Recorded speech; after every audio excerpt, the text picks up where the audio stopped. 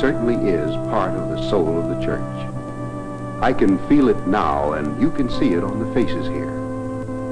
The time we spent searching and investigating was worthwhile. I thought I had a big responsibility when the pastor asked me to head the committee to buy this organ. After all, I'm a businessman, not a musician. But I was certainly lucky with the committee I got. Our church organist, Alice Berry, was on the committee, and the third member was Fred Thompson. He's a real leader in our church, Sunday school superintendent and choir director, and head of all our youth activities. We got right down to business the first night we met at my house. So, of course, I'm delighted to have your help. It's an important decision we have to make. We all know the church needs a new organ, but the question is, what kind and what make should we recommend? I'm sure we all have some specific requirements in mind. So let's talk about them. What are your ideas, Mrs. Berry? Well, my first consideration, of course, is how the organ will sound in our church. That means we want an organ that will be acceptable in every way for use in church. How do you mean that, Mrs. Berry? Well, church music should inspire a congregation. It should be rich, full of meaning. It should be capable of interpreting the meaning of our hymns. It should be a church organ. I see. So do I, Jim. But I think Mrs. Berry will agree that a church organ must be useful in other ways, too. What do you mean by that, Fred? Well, just this. In addition to the music for the regular church services, I'd like to see us get an organ that the young people will use, too, in their activities. Sunday school? Yes, Sunday school, all the young people's programs, which are very important. You've got a very good point there, Fred. Now, let me tell you some of the things I'm thinking about. First, I look at this as an investment. Just as in business, I want to be certain that we get the very best value and the very best quality. And I want to be sure that we won't be burdened with heavy maintenance and service costs, month after month, for years to come. That's right, Jim. Those are important points. Yes, they are, Fred. And I want to be 100% certain that I'm dealing with a manufacturer with a fine reputation, one whose experience is outstanding. Those are the points I'm going to check into. You know more about those things than I do. What I really want is an organ that's right for church, our church. I'm looking for versatility, an organ that many people, old and young, can enjoy. And I'll play the hard-hearted businessman to be sure that the organ you both want will be the best possible investment for the church. After that meeting, all three of us worked independently, each of us trying to find the one organ that would satisfy our particular requirements best. When we had made up our minds independently, we met again at my house to report and make our separate recommendations. Well, Ms. Berry, let's hear your report first. What organ do you recommend? Goodness, me first? All right. I'm convinced that I found an organ that will meet all my wishes for an instrument that will sound right, be right for the music in our church. I recommend that we buy a Hammond organ. Well, that's great, Mrs. Berry, because Hammond is my choice, too. How about you, Mr. Yes, Graham? how about you? Well, now this is interesting, because the Hammond organ gets my recommendation, too. There's no disagreement. Good. But now, let's not get carried away. I think we owe it to the congregation to check the reasons behind our unanimous decision. You first, Mrs. Berry. Well, my recommendation is based on my experience as a musician. I thought my first step would be to find what other churches are using and how satisfied they are. And you found? That over 35,000 churches of all sizes and denominations have installed Hammond organs. 35,000? That is important. What else? Well, I called on the best organists in town and for quite a few miles around. And, well, I got my most valuable information from Alan Temple. You mean the organist at the Parkside Church? Yes. I plucked up my nerve and went to see him. Well, he's certainly the best organist in this part of the country. What did he tell you? He was most helpful. course, I'll be glad to tell you why we chose a Hammond for this church. Thank you, Mr. Temple. I hate to take up your time, but our committee has a big responsibility to the congregation. Yes, I know. And as organists, we have an important responsibility to the tradition of church music, too. Our music must convey the same universal message of love and hope and redemption that the words of our hymns and prayers do. That's why this organ is so rewarding. Of course, I know your reputation as an organist, Mr. Temple. Thank you, Mrs. Berry. But of course, you know I'm only one musician. Many world-famous organists, composers, and conductors play and praise the Hammond. Fine symphony orchestras use it. And of course, anyone with an ear for a beautiful, rich tone appreciates the Hammond, too. There's just one question, though. Oh, what's that? Well, do you think I'll be able to... Able to handle the Hammond? Step around here and I'll show you. Now, as you know, church music calls for traditional organ tones. Here I have 18 preset keys. Each one of them gives me one of those traditional tones. Listen.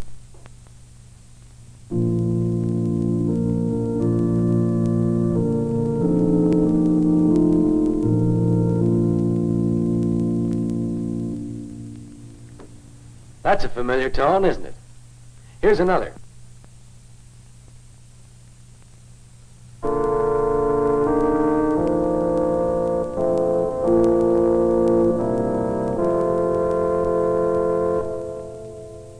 Here's another.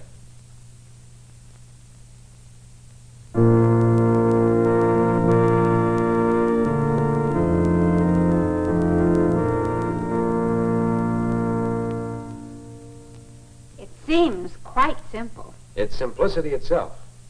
Listen again. A full organ tone.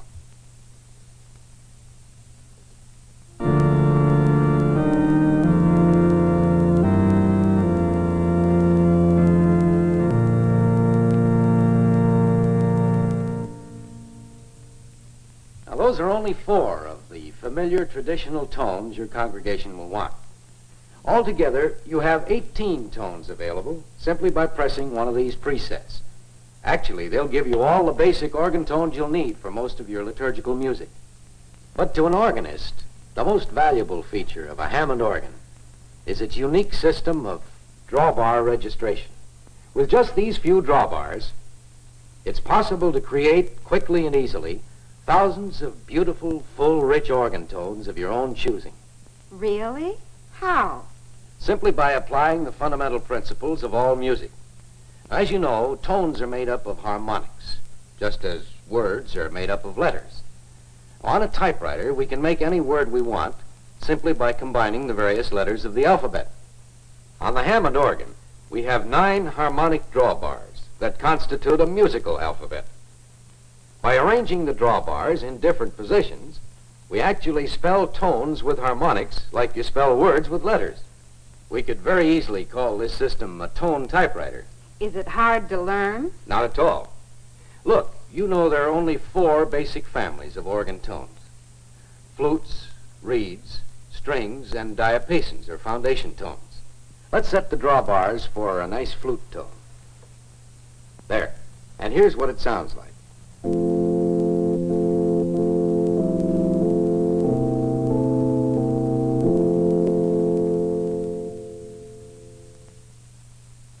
That's very much like the tone on these preset keys.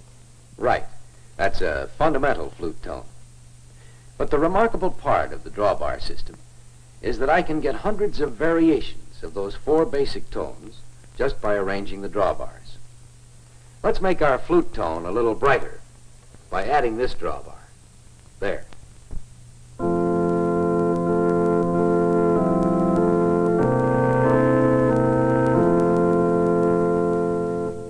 Oh, I like that better. How about this? Here's another flute tone.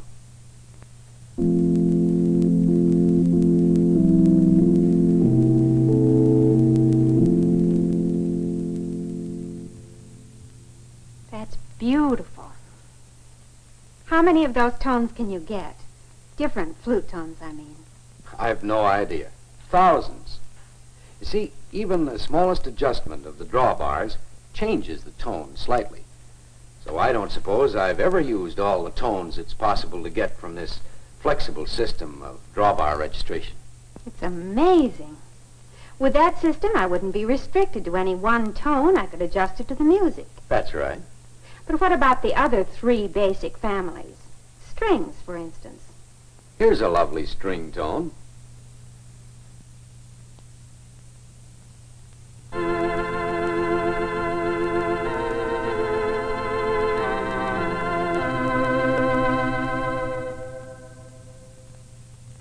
And here's a reed tone with our flute accompanying.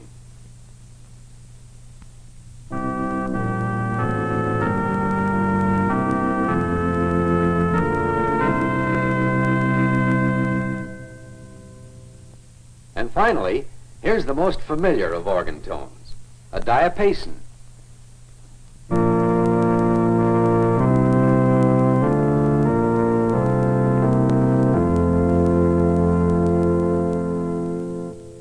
It's amazing. Such wonderful tones. And so many. But how can I remember those settings? Very simply. You see, each of the four has its own characteristic shape on the drawbars. Well, here, maybe this will illustrate it for you.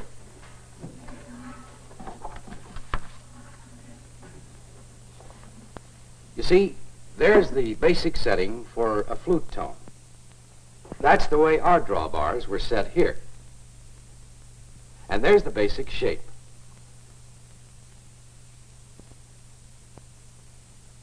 And here's the basic setting for the string tones. All you have to remember is this slow curve. And here's the reed setting. Any variation of the reed tone you want will be in that same V shape. And here's the diapason, like a big check mark from left to right. And that's all there's to it. Why, it's as simple as can be. I'm sure I can handle it. Of course you can. And you'll find much satisfaction, too, in the fact that this is a complete organ. In fact, every model in the Hammond line is complete with 2 manual keyboards and a pedal keyboard. Listen.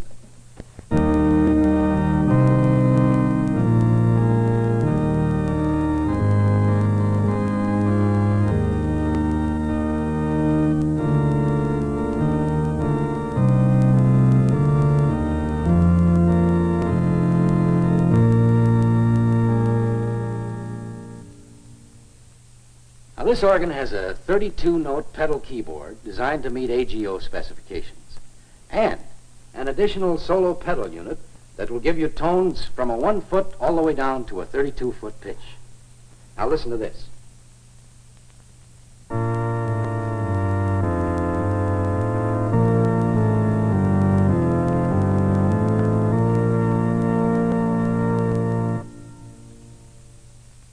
That's beautiful. Of course, your church is so much larger than ours.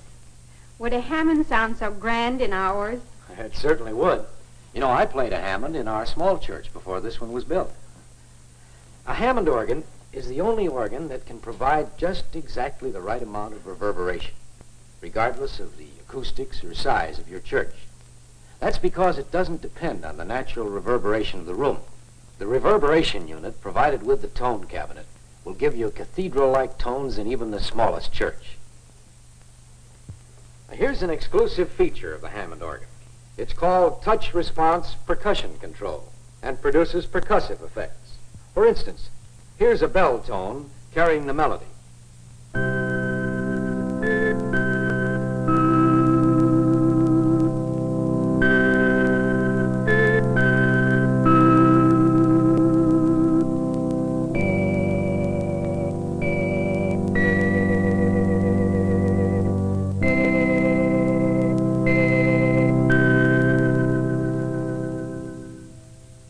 My, how beautiful.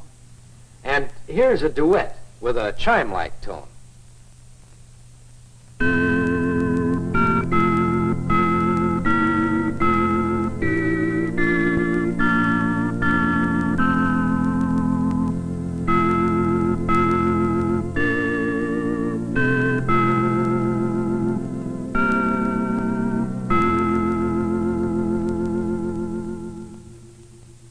had no idea you could get those tones without special attachments. Well, this unique feature isn't found on any other organ. And that's another reason why I favor a Hammond. You can produce hundreds of interesting percussion tones ranging all the way from chimes to harps. Here's another.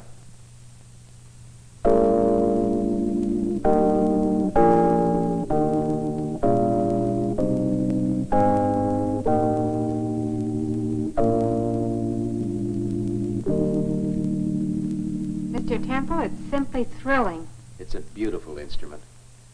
This concert model is the largest in the Hammond line.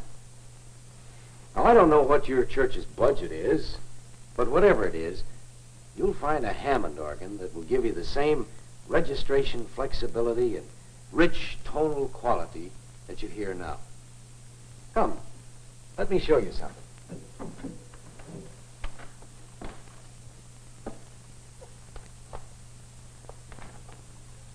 Now, here in the choir practice room, we have the spinet model of the Hammond organ.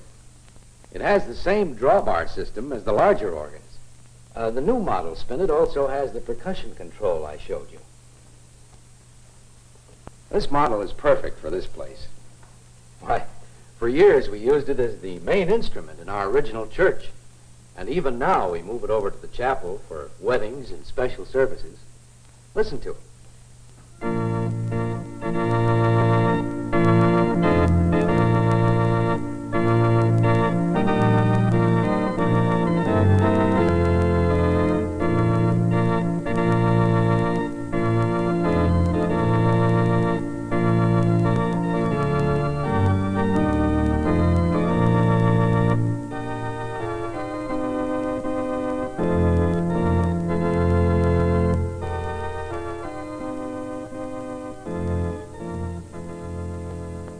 I was just entranced at the beautiful music coming out of the little spinet.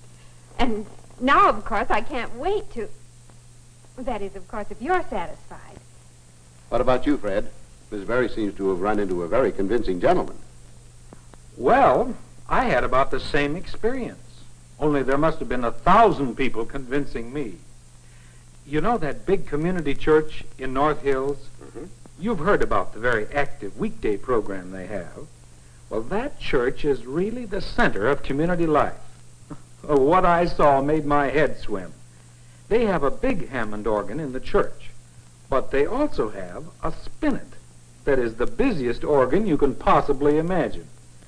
2 kids can lift it, and they wheel it back and forth all week from room to room.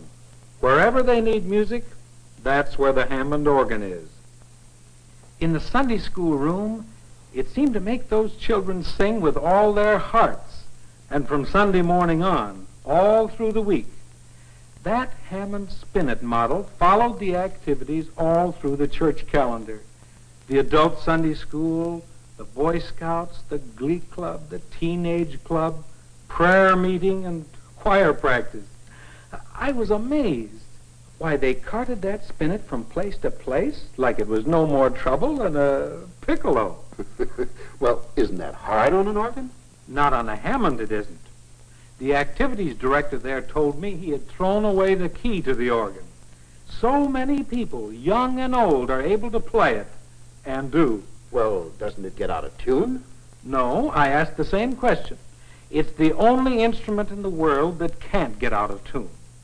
Well, that's one of the features that made the Hammond organ famous. That's right. Mr. Temple told me the same thing. By golly, that's why the people I called told me there had never been a penny of tuning expense and almost no maintenance cost with their Hammond organs. You know, I practically dialed my finger off calling every church in the city to get answers to my questions. Now, may I interrupt you 2 enthusiasts long enough to tell you why I recommend the Hammond? Of course. Surely. Well, they provided straightforward answers to many of my questions, and you've confirmed everything I've read. Then it was a simple matter to check Hammond's standing and reputation. It's the best. I learned that there was an organ priced to meet our budget. And, of course, I've already told you that I'm satisfied we'll have no tuning costs and little maintenance to worry us in the future. I've checked everything from a business standpoint, and I'm convinced that a Hammond organ will be our best investment. Yes, Mrs. Berry and Fred, I'm in complete accord with you. I feel confident that we've reached a sound decision. Oh, Mr. Graham, our congregation has such a wonderful surprise in store. Why, Everybody will enjoy it. Yes, music for our church. Good music, inspiring music. I am proud that I had something to do with bringing this organ into our church. And I know Fred Thompson feels the same way. And well, as for Mrs. Berry, her music this morning is speaking for her.